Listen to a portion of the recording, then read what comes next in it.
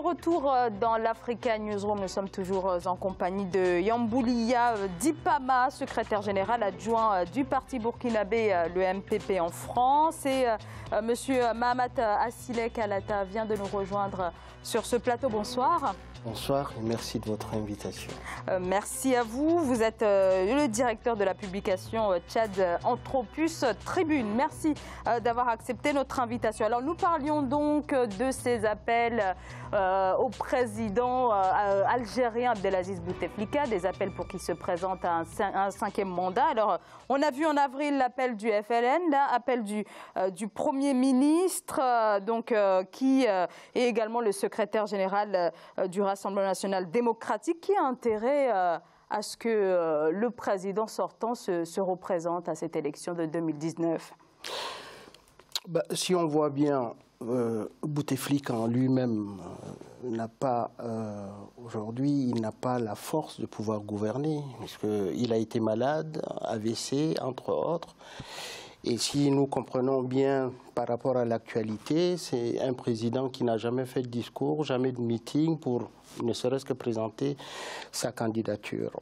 L'intérêt, elle est immense. D'abord, le FLN, qui est son parti de prédilection originel, trouve l'intérêt que ce soit un des siens qui soit à la tête de l'État. Vous savez très bien que l'Algérie est un peu en coupe réglée entre les généraux de l'armée et tous les anciens du FLN.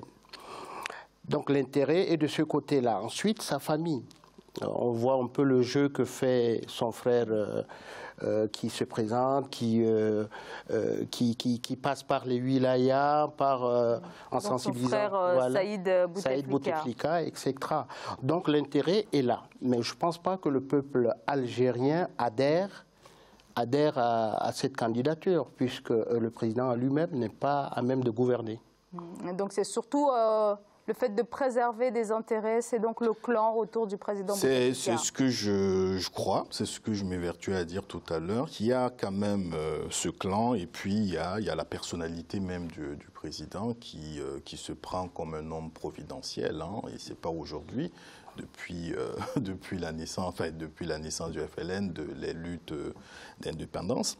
Je crois que c'est un intérêt purement égoïste d'un certain clan et qui a des tentacules partout, hein, dans le milieu des affaires, dans l'armée, au niveau de la famille, parce que il y a son frère, mais il y a sa sœur aussi qui est un peu comme sa gouvernante, l'intendance un peu du palais. C'est un ensemble de faisceaux, en tout cas comme ça, qui montrent que c'est... Moi, je voudrais rebondir sur cet aspect d'homme providentiel. On a l'impression que c'est typiquement africain. Il n'y a pas d'homme providentiel, oui, parce qu'on sait très bien que déjà le pouvoir use. Au-delà d'un mandat, de 2 mandats, il faudrait laisser la place quand même à la jeunesse qui, partout, veut prendre le pouvoir, et puis à une relève. Tout ça, on le fait pour que les pays puissent aspirer à un développement, etc. Au-delà de 3 mandats, 4 mandats, on s'use. Et donc cette providence-là, elle ne peut pas exister. Bouteflika veut rester au pouvoir, mais qu'est-ce qu'un homme comme lui peut apporter?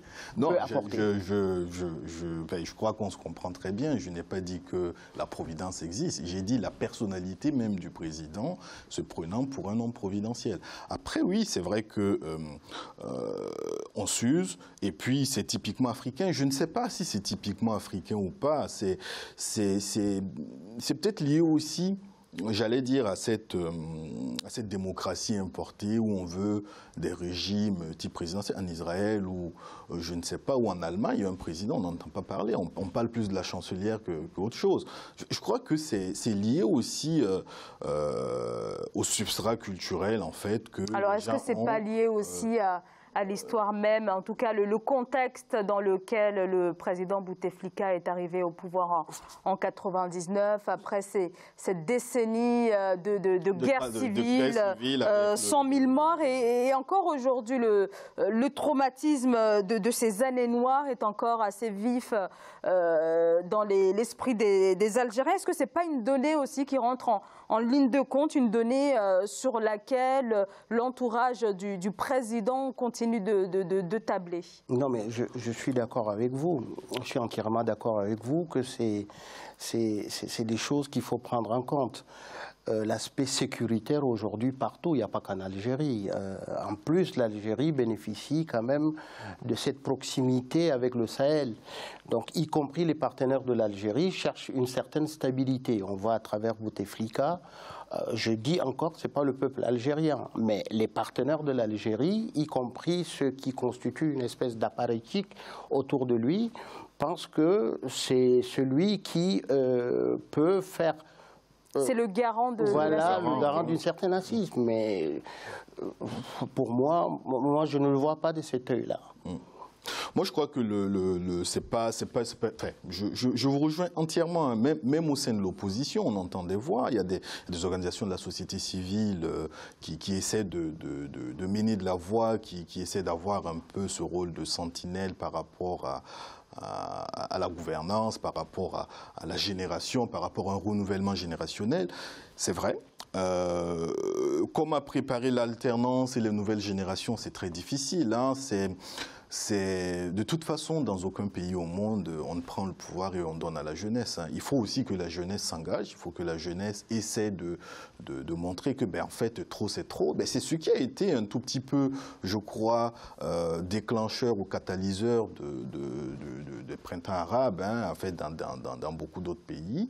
Et puis, ça a eu des répercussions en Afrique subsaharienne, notamment au Burkina, notamment au Togo aujourd'hui, ou en République démocratique du Congo. La crise sociale au Tchad, bien évidemment, qui montre aussi que ce sont des gens qui s'essoufflent au pouvoir et qu'il faudrait que la jeunesse ou que ceux qui pensent avoir une certaine dynamique d'alternance puissent œuvrer. Maintenant, au-delà de la volonté populaire, il y a aussi des leviers qu'il faut avoir, et ces leviers, le plus souvent dans nos pays africains, c'est l'armée. Non, mais vous demandez à ce que la jeunesse puisse s'engager. Autant de fois, la jeunesse est engagée. Et on remarque que les chefs d'État, pour qu'ils puissent partir, il faut qu'il y ait un facteur extérieur qui fasse la pression. Je prends le cas au Burkina avec Blaise. Et il y a autant d'exemples à citer. La jeunesse, elle est présente. Elle ne veut que l'alternance. Elle veut aujourd'hui aller au défi de son siècle. Sauf que les chefs d'État africains encore, je m'évertue à le dire, ne veulent pas lâcher le pouvoir. Alors, mais est-ce que pour ce qui est de l'Algérie, il y a un réel rapport de force? On voit qu'il y a des fissures, bien évidemment, oui, mais est-ce qu'il y a un rapport de force entre... un rapport de force avec le... Entre pouvoir et opposition. Entre pouvoir et opposition... Oui. Très limité. Très limité, oui. De façon très limitée, et que l'opposition n'émerge pas. Elle n'est pas tellement audible sur la place publique. Et puis, elle a en face aussi une population qui, aujourd'hui, a une idée assez dirigée, qui pense que non, on que a celui-là. Oui, qu'on a celui-là, mais il faudrait mieux compter avec le diable qu'on connaît que de pouvoir faire la confiance à l'ange qu'on ne connaît pas. On revient donc à ce qu'on disait tout à l'heure, et ce n'est pas pour aller dans la contradiction ou dire ce que vous avez dit n'est pas juste, c'est que si l'opposition dit que on préfère celui-là, ce diable que l'on connaît par rapport à l'ange qu'on n'a jamais vu, qui est supposé ange, ça veut dire que quelque part, donc, c'est une population qui est peut-être opprimée, qui est peut-être forcément opprimée dans certains aspects de la vie quotidienne. Et puis, pourquoi elle n'est pas audible? Soit parce que on retrouve dans l'opposition algérienne, un peu comme dans d'autres pays, où ce sont des gens...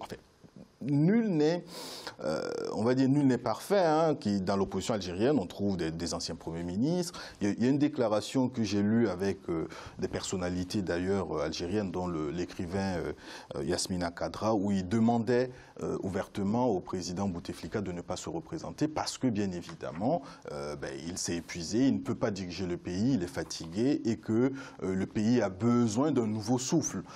Donc, il y a effectivement des personnes qui demandent à ce que le président qui prenne position ouvertement. Mais comment on peut prendre position ouvertement si derrière, il n'y a pas cette impulsion? Le facteur catalyseur extérieur aussi, je le comprends bien, hein, mais en interne, oui, je le comprends bien, et ça joue fondamentalement. Mais en interne, il y a le peuple et à l'armée. Je ne suis pas en train de dire qu'il faut faire un coup d'État et autres, mais il faudrait que quand cette population ou ce peuple va se réveiller, à un moment donné, il faudra un soutien véritablement pour pouvoir faire partie le président Bouteflika. L'armée, on ne peut pas compter. Le problème de l'Algérie, c'est son armée. C'est son armée, oui, bien sûr. Et l'armée, si vous voyez un peu les tenants du pouvoir, entre guillemets, sont tous à un certain âge qui y réfléchissent. Voilà. Et ce qui fait que si au sein de l'armée, il y a une certaine jeunesse responsabilisés, les choses seraient passées autrement. Or, nous trouvons dans l'armée algérienne, les généraux ou les officiers supérieurs sont ceux qui ont soit fait la guerre des indépendances ou encore qui réfléchissent peut-être, qui sont dans les mêmes canaux que Bouteflika. Ce qui fait qu'aujourd'hui, même si le peuple se réveille, difficilement ils peuvent avoir le soutien de l'armée. Il faudrait que tout soit coordonné, homogène, pour qu'on puisse aboutir à quelque chose. Bien sûr.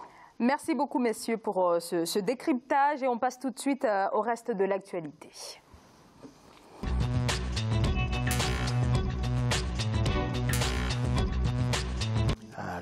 Et on en vient donc à ce rapport sur le Tchad, rapport du MAEP, le mécanisme africain d'évaluation par les pairs. Ce mécanisme panafricain lancé en 2003 passe au peigne fin l'état de la démocratie et la gouvernance politique, mais aussi économique. Alors, quelle conclusion pour l'État tchadien? Élément de réponse dans ce reportage de Mamat Ramadan et Thierry Ndassa.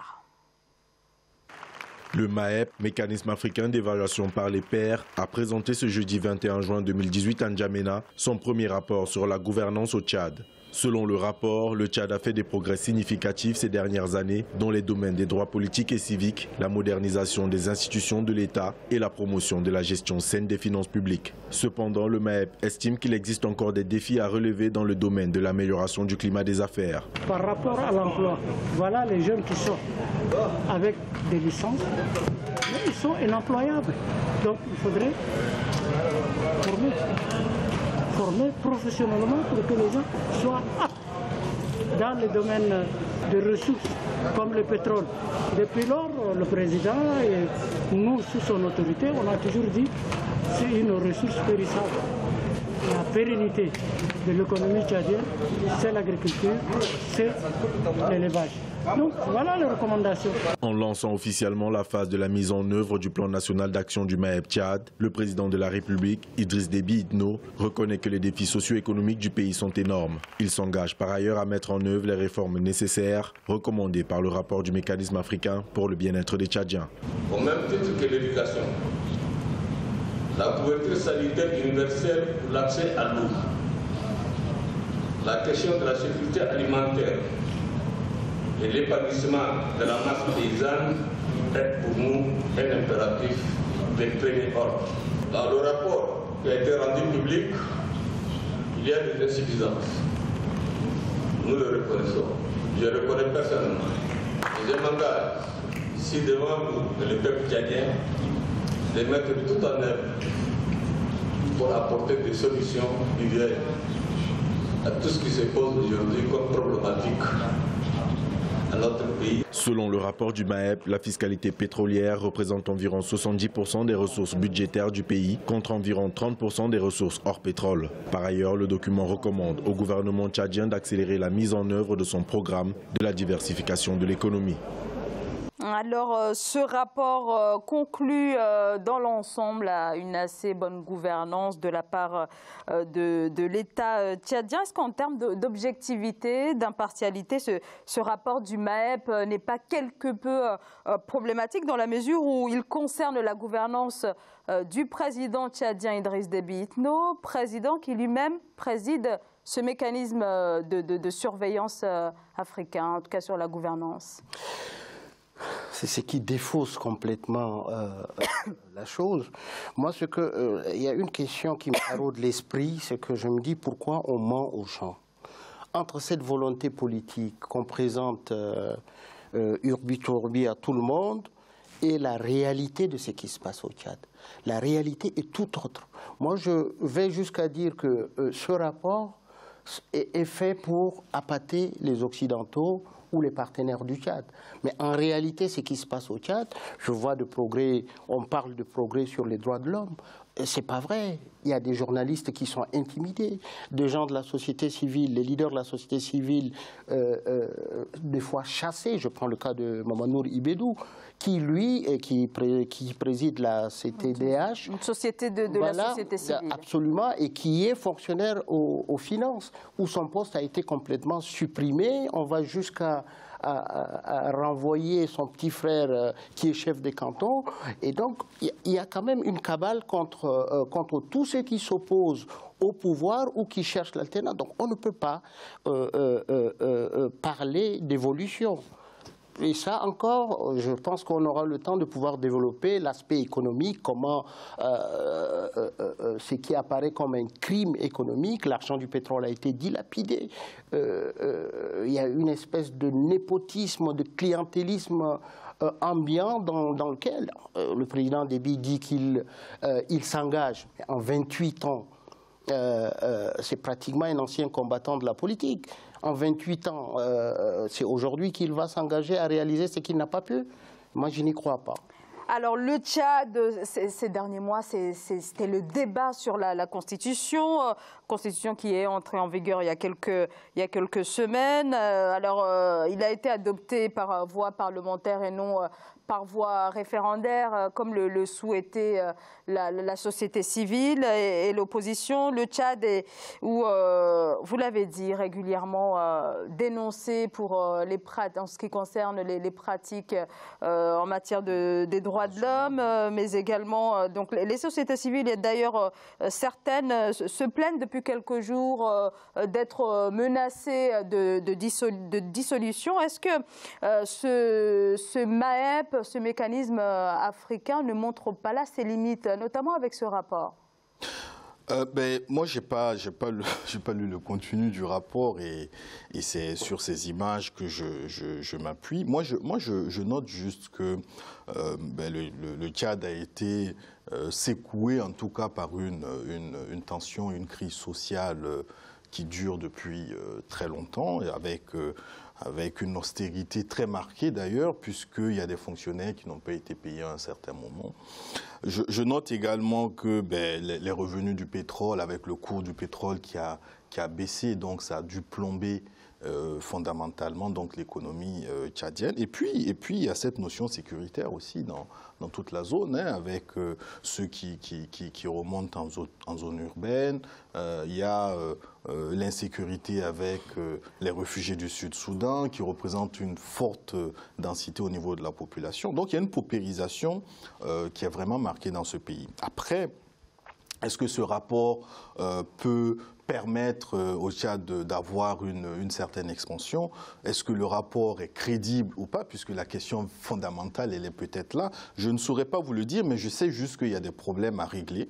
Et ces problèmes à régler, c'est fondamentalement trouver d'autres voies et moyens au niveau de l'économie tchadienne, parce que le budget de l'État est plombé. Il y a eu une dilapidation, ou en tout cas, il y a eu, j'allais dire, une baisse des revenus du pétrole. Et puis, il y a cette notion des droits humains, effectivement, dont vous avez parlé tout à l'heure. C'est vrai qu'on a des échos de journalistes intimidés ou des acteurs de la société civile qui ont été menacés. Et puis, on a des exemples concrets de disparition d'anciens opposants tchadiens. Hein, alors le Tchad qui est dans le viseur d'ailleurs d'Amnesty International. Le professeur Saleh, il y a plein d'autres personnes quand même qui ont été... et puis il y a eu cette volonté même de repartir vers la famille de ce genre, puisque j'aurais appris que certains de ces enfants ont été positionnés ou pas.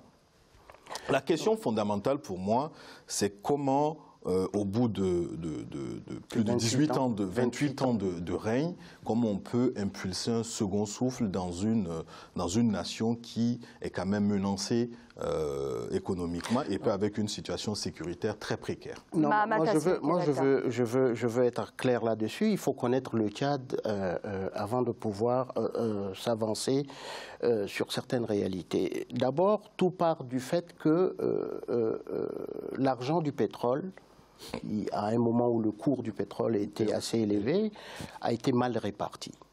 Vous savez, Idriss Déby gouverne avec les siens. Et ce qui fait qu'aujourd'hui, au niveau de la population, quoi qu'on en dise, puisqu'on nous renvoie toujours à cet aspect sécuritaire, comme vous le dites, et qui, de façon, plafonne complètement et annule ce qui se passe. Mais en réalité, il y a une crise aiguë. Une crise qui fait qu'aujourd'hui, nous nous trouvons face à une mauvaise gouvernance, parce que l'argent du pétrole a été mal réparti, parce qu'on a pensé que tout ne peut être orienté que vers le pétrole, on disait 70% de l'économie tchadienne, et in fine, on se retrouve avec... On se dit, oui, pourquoi les cours du pétrole ont dégringolé, donc c'est pourquoi. Mais je me pose la question, il y a des pays comme l'Angola, comme le Congo, pourquoi eux aussi, ils produisent du pétrole? Pourquoi ils n'ont pas la même crise? Parce qu'ils ont su diversifier l'économie. Donc, il y a ça. Et ensuite, il y a la mauvaise gouvernance. Vous savez, les fonctionnaires tchadiens, je l'ai dit avec une certaine... rancœur, volent et ils ne sont pas punis.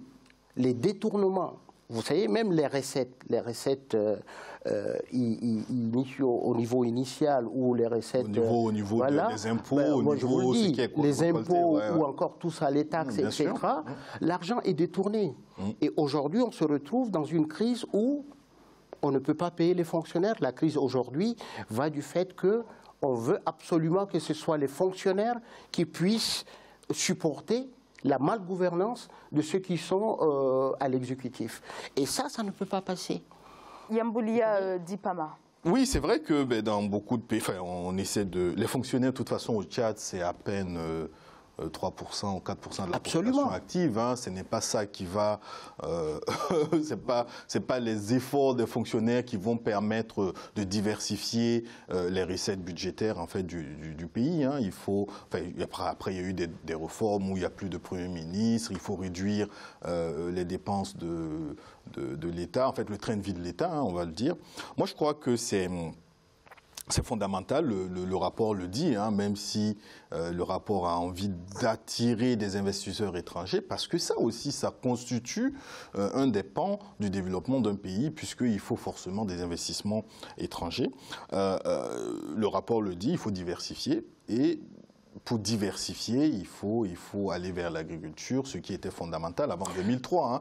Maintenant, au niveau interne de la gestion du pays, moi je trouve que 28 ans de règne, c'est trop. Voilà, ça c'est mon point de vue.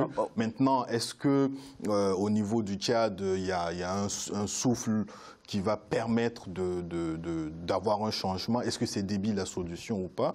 Je n'ai pas envie de me prononcer en tout cas. Mais non, au-delà du... Voilà. Mais il y a un problème fondamental. Au-delà de 28 ans de pouvoir, il y a un problème de lassitude. Ouais, ça c'est clair. Vous voyez, au niveau de l'opposition, il n'y a pas une certaine impulsion. Et au niveau de la société civile, vous savez, hein, le Tchad a des opposants armés, on ne le dit pas, mais ils sont là. Et rien n'est fait pour pouvoir annihiler tout cela. On pense qu'Idriss Déby est le gendarme de l'Occident qui combat le terrorisme et donc il faudrait fermer les yeux sur ce qui s'y passe. Mais la vérité, c'est qu'il y a une mauvaise gouvernance. Vous savez, Idriss Déby en personne, je le dis à sa décharge, peut-être qu'il a une réelle volonté politique de pouvoir changer. Mais il est pris en otage, que ce soit à sa proximité, ses proches, tout le monde vole. lui-même, il se présente, il fait des déclarations à la nation en disant s'il vous plaît, un chef d'État qui n'arrive pas à instaurer l'autorité de l'État, s'il vous plaît, ne volez pas. S'il vous plaît, je vous demande de ne pas voler. Et clairement, on vole, et ce n'est pas des petits montants, 300 millions, 1 milliard, et personne n'est appelé devant la justice ou personne n'est appelé à rendre des comptes. Mais ça fait que ça frustre complètement. Ça frustre, il y a une défiance, personne ne croit en la justice, Absolument. il y a de l'impunité, et Absolument. que, bien évidemment, ça fait que le pays ne peut pas avancer. C'est vrai, c'est un problème fondamental, la corruption dans le Tchad, classé 159e sur 179 dans le classement de Transparency International. Non, mais je vous rejoins complètement. Ce n'est pas que maintenant, c'est que depuis 5 ans ou 6 ans, à chaque fois que vous voyez le Tchad classé, c'est toujours en dernier peloton.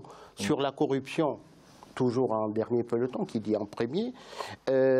Mauvaise gouvernance, c'est toujours le Tchad qui est cité. Les droits de l'homme, c'est toujours le Tchad qui est cité. Non, mais il n'y a pas que le Tchad. Il y a beaucoup de pays, en fait, on ne va pas rentrer dedans. Mais moi, je crois que les enjeux de développement aujourd'hui au niveau du Tchad, hein, parce que c'est aussi là aussi la question, ces enjeux de développement, c'est donc cette situation socio-économique qui est vraiment morose et délétère, on va le dire, parce que tout était concentré sur l'argent du pétrole et que, je suis désolé de le dire, mais tout était concentré là-dessus et puis il y a eu la baisse du cours du pétrole. Après, c'est vrai que ça a été peut-être mal reparti, mal investi. Il y a quand même quelques petites réalisations qu'on a vues quand même. Alors le Tchad qui est quand même sous assistance du Fonds monétaire international. Une fusion économique et puis ils étaient obligés de faire des emprunts obligataires pour pouvoir payer même des fonctionnaires. Donc il y a un problème fondamental dans la gestion, dans la modernisation. Le problème de la mauvaise gouvernance est tellement cru que aujourd'hui, les partenaires du Tchad hésitent par 2 fois avant d'investir. Un pays qui n'a pas d'investissement ne peut pas avancer. Donc, d'où l'intérêt du rapport du MAEP pour un peu policer l'image du pays. Le rapport du MAEP est biaisé. Je voyais en décembre dernier, décembre 2017, l'ambassade de France... l'ambassadeur de France passait à la télé pour dire la France donne 50 millions pour aider à payer les fonctionnaires. Et s'il vous plaît, il insiste, cet argent, c'est pour payer les fonctionnaires. En sous-entendu, ne faites pas autre chose avec ça. Et puis, j'ai lu quelque part un peu sur le site du groupe de la Banque mondiale où il y avait même une volonté de recenser les fonctionnaires. Moi, je dis simplement que la masse salariale, c'est vrai, la masse salariale des fonctionnaires est très élevée au Tchad. On parle de 35 millions ou 35 milliards sur un budget annuel. Mais cette masse salariale-là, c'est des fonctionnaires, c'est pas ça qui... Si on est dans un pays où il y a beaucoup de ressources, hein, mais la ressource humaine aussi pose un gros problème. Si l'administration même tâtonne, si la modernisation de l'administration n'est pas très bien marquée, c'est sûr que fondamentalement, ces failles de corruption, ces niveaux, tout à l'heure au palier de vol des recettes et tout ça. Alors, tout ça, c'est lié à la modernisation de l'administration. Une petite minute. Je disais simplement tout à l'heure quand je commençais, à quoi ça sert si déjà là, il y a une mauvaise gouvernance, si déjà l'argent qui est produit même en recettes est volé, il part en l'air.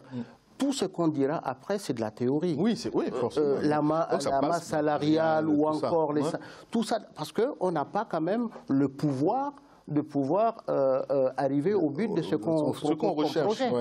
Donc, pour moi... La solution, c'est que Déby parte, c'est ça? Alors, pardonnez-moi. Moi, je suis... On doit marquer une très courte pause et on se retrouve dans quelques instants pour la 3e et dernière partie de l'Africa Newsroom. À tout de suite.